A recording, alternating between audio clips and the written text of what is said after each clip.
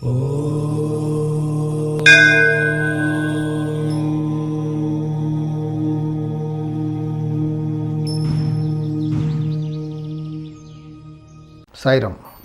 మనం కూడా అడవిలో ఉన్నాం ఒకప్పుడు. అంటే మానవులందరూ కూడా మిగతా జంతువుల్లాగా ఒకప్పుడు అడవి నుంచే సిటీస్కి వచ్చారు. అంటే మారుతూ మారుతూ మారుతూ స్టెప్ బై స్టెప్ మారుతూ ఇప్పుడున్న దానికి వచ్చారు. ఎన్నో మార్పులు చేసుకుంటూ. Necessity is the mother of invention అంటారు కదా, అలా మార్పులు చేసుకుంటూ ఇప్పుడున్న పరిస్థితికి వచ్చారు. నాగరికతకు వచ్చారు. పెళ్ళిళ్ళు అని ఒక పద్ధతి తీసుకొచ్చారు. భార్యాభర్తలు మ్యారేజ్ చేసుకున్నాక కలిసి ఉండాలి అని ఒక పద్ధతి తీసుకురావడానికి ఎంతో కాలం పట్టింది. నేను ఊరికే ఒక 2 minutes చెప్పేశాను అంతే. కానీ దానికి ఎంతో ఓర్చుకొని మన పూర్వీకులు ఇక్కడికి తీసుకొచ్చారు. దాన్ని ఒక పెళ్ళి అనే తంతు తీసుకొచ్చి ఇద్దరికి, ఒక మగ ఆడకి ఇద్దరు పెళ్ళిళ్ళు చేసి ఒక సంసారం అనేది ఏర్పరిచారు. పిల్ల పాపలు, ఒక ఫ్యామిలీ. పెళ్ళైన తర్వాత కష్టమో ఇష్టమో వాడితోనే ఉండాలి, ఆవిడతోనే ఉండాలి అనే పద్ధతి. అదొకప్పుడు. ఇప్పుడు జనరేషన్ గ్యాప్, పరిస్థితి మారిపోయాయి కదా. ఇప్పుడు ఒకప్పుడు ఆడవాళ్ళు ఎంతో బాధపడ్డారు, ఎన్నో కష్టాలు పడ్డారు. ఎర్లీ మ్యారేజెస్, వితంతువులనైతే ఎంతో ఇబ్బంది పెట్టారు. సో ఎంతోమంది సంఘ సంస్కర్తలు వచ్చేసి చాలా చేంజెస్ తీసుకొచ్చారు కూడా. మ్యారేజ్ యాక్ట్ని తీసుకొచ్చి ఎంతో మార్పులు తీసుకొచ్చి ఆడవాళ్ళకి ఎంతో మంచి చేశారు. కానీ ఈ రోజుల్లో పెళ్ళైన తర్వాత కొంచెం ఏమైనా పొరపాటు వచ్చిందనుకోండి, సపరేట్. అంటే ఇప్పుడు జనరేషన్ గ్యాప్ కాబట్టి ఇప్పుడు అలా మనం కూడా అడాప్ట్ అయిపోవాలి. ఇప్పుడు పాత రోజులే కాదు కదా. ఒకప్పుడు లవ్ మ్యారేజ్ అంటే అసలు అయ్యేది కాదు. ఇంట్లో నుంచి పారిపోయి చేసుకునేవాళ్ళు, అయినా ఎవరు రానిచ్చేవాళ్ళు కాదు ఫ్యామిలీ. ఇప్పుడు పరిస్థితి వేరే కదా. లవ్ చేసామంటే మనమే కార్డు చేసి ప్రింట్ చేసి మ్యారేజ్ చేస్తున్నారు. మారిపోయారు. ఎక్కడో కొంతమంది అలా ఉన్నారు మూర్ఖంగా, ఇంకా వాళ్ళు అడాప్ట్ అవ్వలేదు. మారే పరిస్థితులకి అడాప్ట్ అయిపోవాలి. ఒకప్పుడు అది ఆ యుగానికి అది ధర్మం, ఇప్పుడు యుగానికి ఇది ధర్మం అంతే. ఇప్పుడు మారిపోవాలి, అడాప్టేషన్ కూడా ఉండాలి, అడాప్ట్ అయిపోవాలి. లేదు ఇంకా అక్కడే ఉంటాను ఒప్పుకోనంటే కుదరదు. ఇప్పుడు ఆడవాళ్ళకు కూడా స్వేచ్ఛ, మానిటరీ ఫ్రీడమ్. అందరూ చదువుకున్న వాళ్ళు, కొంచెం ఏమైనా పొరపాటు వస్తే సపరేట్ అయిపోతున్నారు, డైవర్స్. అంటే తప్పని నేను అనట్లేదు. కొన్ని వెస్ట్రన్ కంట్రీస్లో అయితే step mother, step father's day కూడా చేస్తున్నారు. సో అడాప్టేషన్ అంతే. ఇప్పుడు కాలానికి, ఇప్పుడు యుగానికి ధర్మం.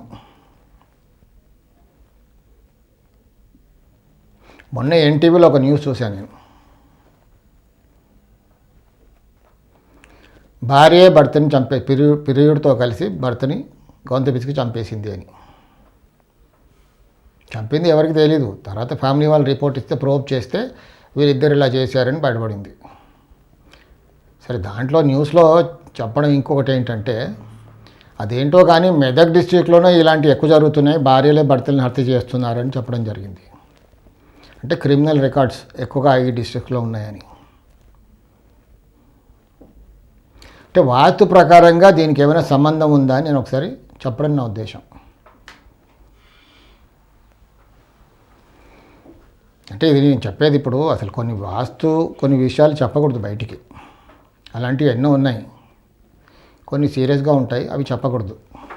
నేను చెప్పను కూడా. కానీ ఇప్పుడు ఈ కేసులో కొంచెం చెప్పక కుదరట్లేదు. చెప్పాలి, I'm force to tell.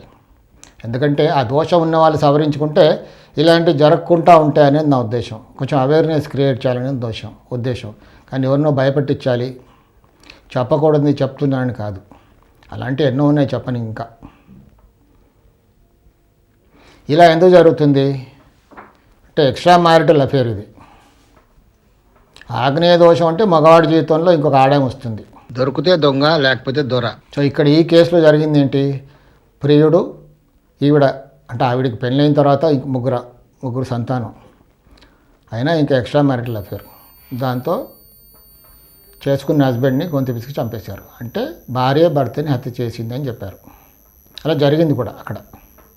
News item ఇది. సో అక్కడ వాస్తు ప్రకారంగా ఎక్స్ప్లోర్ చేస్తే ఏంటంటే ఇది ఆగ్నేయ దోషం. ఇల్లు మొత్తం తూర్పుకి కట్టేసి, తూర్పులో ఖాళీ స్థలం అంటూ వదలకుండా పశ్చిమంలో ఖాళీ స్థలం వదిలిపెట్టి మొత్తం తూర్పు కూడా కానిచ్చి ఇల్లు కట్టుకోవడం. దక్షిణ ద్వారం ఉత్తరంలో కూడా ఖాళీ స్థలం లేకుండా, దక్షిణంలో ఖాళీ స్థలం, పశ్చిమం డౌన్, పశ్చిమంలో బావి, తూర్పు ఆగ్నేయం వీధిపోటు, తూర్పు ఆగ్నేయం లేకుంటే తూర్పు ఆగ్నేయం పెరిగిన,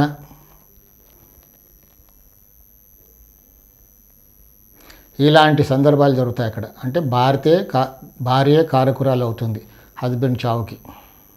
అంటే ఫిజికల్గా చంపొచ్చు ఇలా, లేదా హరాస్ చేసి అతను చచ్చిపోయేలా కూడా కారణం అవ్వచ్చు అనేది వాస్తు ప్రకారంగా ఒక థియరీ. అలా కొన్ని చోట్ల జరుగుతూ ఉన్నాయి కూడా. అంటే మగవాళ్ళు చంపట్లేదా, కోల్డ్ బ్లడెడ్ మర్డర్స్ అంటే మగవాళ్ళు కూడా చంపుతున్నారు. దానికి కూడా ఒక వాస్తులో ఒక దోషం అంటూ ఉంటుంది. అంటే ఇప్పుడు నేను చెప్పడం ఎందుకంటే, చెప్పకూడదని ఎందుకు చెప్తున్నానంటే, ఇలాంటి దోషం ఉన్న వాళ్ళు సవరించుకుంటే అలాంటివి జరగకుండా ఉంటాయి అనేది నా ఉద్దేశం. అలాంటి వాస్తుల్లో చెప్పకుండా నువ్వు ఎన్నోనే నేను చెప్పట్లే కూడా. ఇప్పుడు చాలా కేసెస్ జరుగుతున్నాయి అని న్యూస్ వచ్చింది కాబట్టి కొంచెం అవేర్నెస్ అంటూ క్రియేట్ చేస్తే ఆ దోషం ఉన్న వాళ్ళు సవరించుకుంటే బాగుంటుందనేది నా ఉద్దేశం. ఇది ఎక్కువగా ఆగ్నేయం బ్లాక్లో జరుగుతూ ఉంటుంది. అంటే ఆగ్నేయం బ్లాక్ అనగానే పాపం చాలామంది భయపడతారు. అంటే తూర్పులో ఖాళీ స్థలం లేకుండా దక్షిణంలో ఖాళీ స్థలం, అది కూడా ఆగ్నేయ దోషమే. అలాంటి స్థలాల్లో కూడా ఇలా అవుతాయి. సో మనం ఎప్పుడు కూడా జరగకుండా ఉండాలంటే ఏం చేయాలి, తూర్పులో కొంచెం స్థలం వదిలిపెట్టాలి. అంటే పశ్చిమం కంటే తూర్పులో ఎక్కువ ఖాళీ స్థలం ఉండాలి. పశ్చిమం డౌన్ ఉండకూడదు. తూర్పు ఆగ్నేయం వీధిపోటు ఉంటే ఆ వీధిపోటుని తొలగించే ప్రయత్నం చేయాలి. దాన్ని తప్పించి కట్టుకోవాలి.